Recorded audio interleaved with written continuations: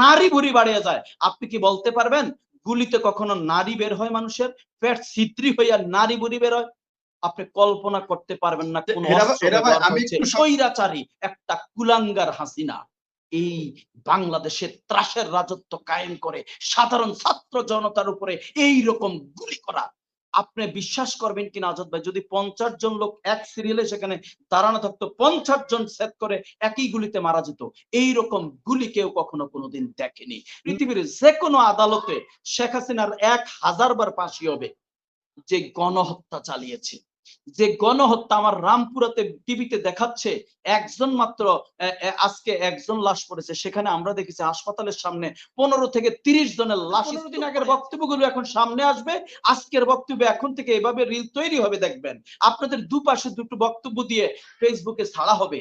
আপনি আজকে বলছেন মানুষ জীবিত, সেখানে থেকে তারা রায় দিয়েছে 14 দলের মিটিং করে তারা গোলাগুলি করার জন্য, এই ছাত্র জনতার উপরে আন্দোলনকে দমন করার জন্য গুলির আদেশ সেই মিটিং থেকে হয়। আপনি বলছেন তারা কিভাবে আসামি হয়? আপনাদের প্রতি বলার কিছুই নেই। এবার আসেন আসল জায়গায়, যে আপনারা খুব চমৎকার একটি বিষয় তুলে এনেছেন আমার আবুল কালাম আজাদ ভাই, ধন্যবাদ। গুলি কোথায় থেকে আসলো? এই 1971 সালে যুদ্ধ দেখার স্বাদ আমার হয়নি, আমার সেই মানে কি বলবো সৌভাগ্য হয়নি। 2024 সালের যুদ্ধ রণাঙ্গন থেকে যুদ্ধ করে কিছু চিত্র তো আমরাও দেখেছি আবুল কালাম আজাদ ভাই। আমার প্রশ্ন, আমার এই রামপুরাতে নিশ্চয়ই আপনি দেখছেন বিভৎস কাহিনী ঘটে গেছে। আমি আপনাকে কয়েকটার উদাহরণ বলি, কয়েকজনের বক্তব্যের কথা বলি। এমন গুলি করেছে, লোহার আপনার খাম্বা আছে, লোহার খাম্বা সেট করে ওই পাশের 2 জন পর্যন্ত মৃত্যুবরণ করেছে।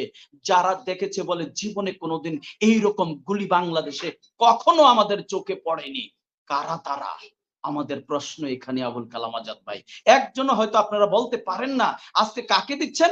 আমি মনে করি আজকের এই গুলি হচ্ছে টোটালি ভারতীয় সোলজাররা বাংলাদেশে ঢুকেছে, সেখান থেকে অস্ত্র সাপ্লাই দিয়েছে গাড়িতে করে এদেশের নিরীহ ছাত্র জনতার উপরে প্রয়োগ করার জন্য স্বৈরাচারী একটা কুলাঙ্গার হাসিনা এই বাংলাদেশে ত্রাসের রাজত্ব কায়েম করে সাধারণ ছাত্র জনতার উপরে এই রকম গুলি করা।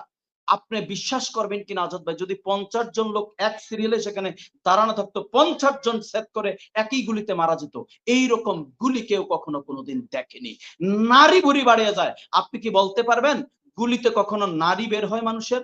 পেট ছিদ্রি হইয়া নারী ভুঁড়ি বের হয়? আপনি কল্পনা করতে পারবেন না কোন অস্ত্র ব্যবহার আমি হয়েছে। একটু সংযুক্ত করি আপনার সাথে, একটা ভিডিও আমরা দেখেছিলাম যেখানে একজনকে মেবি গুলি করা হয়েছে, তার মাথার মগজ বের হয়ে গেছে, তাকে নিয়ে যাওয়া হচ্ছে, এমন একটা ভিডিও দেখেছিলাম। বিভৎস।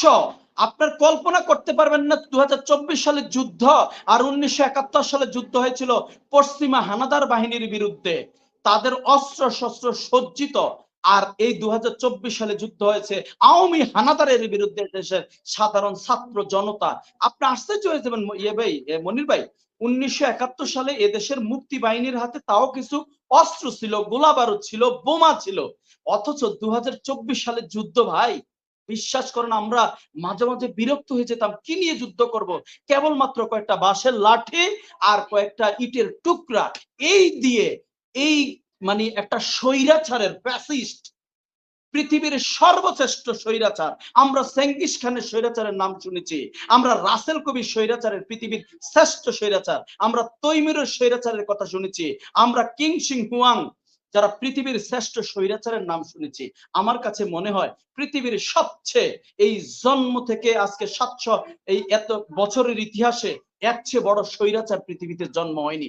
যেই স্বৈরাচার তার দেশের জনগণকে পার্শ্ববর্তী রাষ্ট্রের সৈন্যবাহিনী এনে এই রকম গুলি করে। আমার দেশের কখনো, সব পুলিশ খারাপ বলবো না, দেশের পুলিশ কখনো ভাই বিশ্বাস করেন এই রকম গুলি পালাতে করতে পারে না। কারা ছিল তাদের? আজকে আমাদের প্রতিবেশী রাষ্ট্রের আজকে অস্ত্র শস্ত্র সজ্জিত সৈন্যবাহিনী, এদেশের গুন্ডা সন্ত্রাসী লীগ, ছাত্রলীগ, গুন্ডা লীগ, যুবলীগ, তারা ওপেন অস্ত্র নিয়ে তাদের মাঠে নামিয়ে তাদের বিরুদ্ধে দেশের ছাত্র জনতা একটা গণ অভ্যুত্থান করেছে, সেই বিজয় আমরা জয়লাভ করেছি। আজকে দেখেন, এইবার আজকে দেখেন পৃথিবীর কোন আদালতে যদি আজকে আবুল কালাম আজাদ ভাই বলে যে পৃথিবীর বাংলাদেশে বিচার দরকার নেই, আমরা কোনো হস্তক্ষেপ করার দরকার নেই। পৃথিবীর যে কোনো আদালতে শেখ হাসিনার 1000 বার ফাঁসি হবে।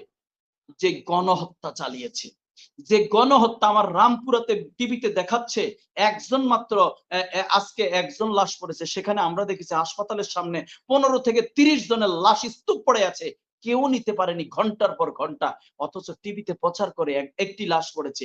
কি বিভৎস চিত্র, কি বিভৎস বাংলাদেশ তৈরি করেছিল এই স্বৈরাচার হাসিনা। এইবার আসেন, হাসে কেন? এটার একটা ব্যাখ্যা আছে খুব চমৎকার। কেন জানেন? একটা হচ্ছে হাসে কারণ এই আইনমন্ত্রী কিন্তু তা জানে যে কিছুদিন আগে আমরা সাংবাদিকদের, আমরা পুলিশদেরকে এভাবে প্রশিক্ষণ দিয়েছি, কি জিজ্ঞাসা করতে হবে। 2 দিন আগে এই পুলিশগুলো কি আমরা বানিয়েছি, উচ্চপদস্থ কর্মকর্তা বানিয়েছি এই মানুষকে কি বলে এই সিরিয়াল ডিঙ্গিয়ে, আজকে তারাই আমাদেরকে জিজ্ঞাসা করছে। আজকে আমরা যে শিখানো প্রশ্নগুলো শিখিয়ে দিয়েছি, আজকে সেই প্রশ্নগুলো আমাদের করছে, এই জন্য এটা মনে পড়ে হাসে। আর কাঁদে কেন জানেন? কারণ তারা পৃথিবীতে যে অন্যায় করেছে তারা জানে কোনোদিন এই জগতে তো তাদের বিচার মানে শান্তি পাবেই না সারা জীবন, আগামী দুনিয়াতে তাদের মানে নিশ্চিত জাহান্নামী এই লোকগুলো। এত গণহত্যা করে কখনো জান্নাতে যেতে পারে না, এত গণহত্যা চালিয়ে কখনো কোনো মানুষ সুস্থ থাকতে পারে না যদি সে মনুষ্যত্ববোধ থাকে। আজকে তাই আমি বলছি, দেখেন আজকে এই যে বঙ্গবন্ধুর এমন অবস্থা গত 17 বছরে করেছিল, আজকে কোথায়? আমার আবুল কালাম আজাদ ভাইয়ের প্রশ্ন, বাংলাদেশে কোনো একটি জায়গায় বঙ্গবন্ধু শব্দটি আছে? নেই।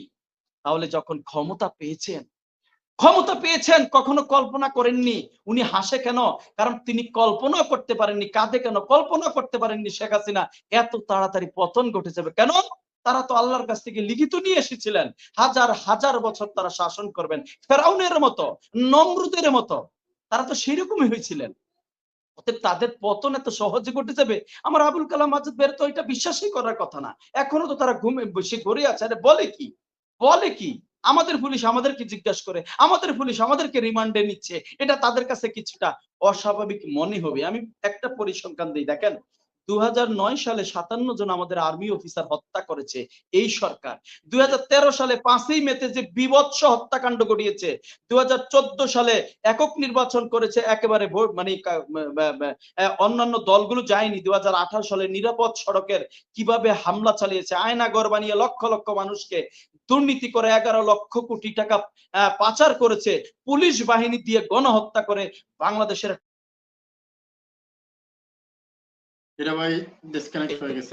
পুলিশ কোনো জবাব দিচ্ছে না, কারণ একটা পুলিশ বাহিনীকে একটা স্বাধীন দেশের পুরো জনগণের বিপক্ষে পুরো দাঁড় করিয়ে ফেলেছে, একেবারে একটা বাহিনীকে এভাবে নষ্ট করে ফেলছে। আজকে পুলিশ বাহিনীটাকে ধ্বংস করে দিয়েছে। আজকে রূপপুর বিদ্যুৎ কেন্দ্রের একটা পরিসর বিবিসিতে এসেছে, আপনাকে পরিসংখ্যানটা দিচ্ছি, যে পৃথিবীর মানে আপনার যুক্তরাজ্য, ফ্রান্স, কানাডা, অস্ট্রেলিয়া বিভিন্ন দেশের তুলনায় এই রূপপুর রাশিয়া বিদ্যুৎ কেন্দ্রের সর্বোচ্চ ব্যয় হয়েছে বাংলাদেশে। তার মানে চিন্তা করেন কতটা দুর্নীতি। উনি দুর্নীতির সেই 2001 সালের আমলে চলে গেলেন। এতগুলো জিনিস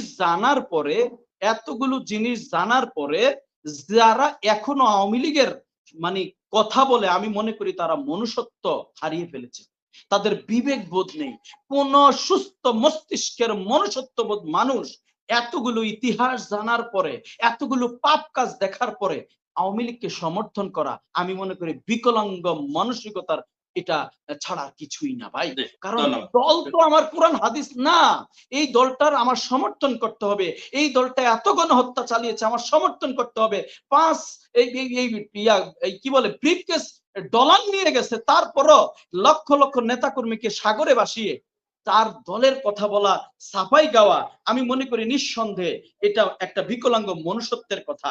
আজকে দেখেন এই তদন্ত দল, দেখেন আমাদের দরকার নেই তো, তদন্ত দল আসবে তো, তদন্ত দল এসে দেখেন কি রিপোর্ট দেয়, কারা হত্যাকাণ্ড করেছে, কোন দেশের গুলি ব্যবহৃত হয়েছে, কোন দেশের সোলজার দেশে ঢুকেছে, কারা হত্যা করেছে নির্বিচারে। একটু অপেক্ষা করেন, ইনশাআল্লাহ আমরা আপনাদের মতো আমরা আইন বিভাগকে কাজে লাগাবো না, আইন বিভাগের উপর হস্তক্ষেপ করব না। এখন আপনারা বলেছিলেন আজাদ ভাই যে আজকে যদি আওয়ামী লীগ এই ক্ষমতা যদি আওয়ামী লীগের থেকে যায় তাহলে বাংলাদেশকে পাকিস্তান বানাবে। আপনার উদ্দেশ্যে বলছি, আপনাদের উদ্দেশ্যে বলছি, আজকে পাকিস্তানে কি স্লোগান হয় শুনবেন?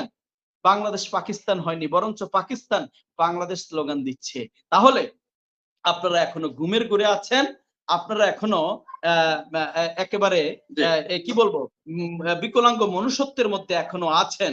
আজকে ভিন্ন রূপে কিছু দালাল তৈরি হয়েছে।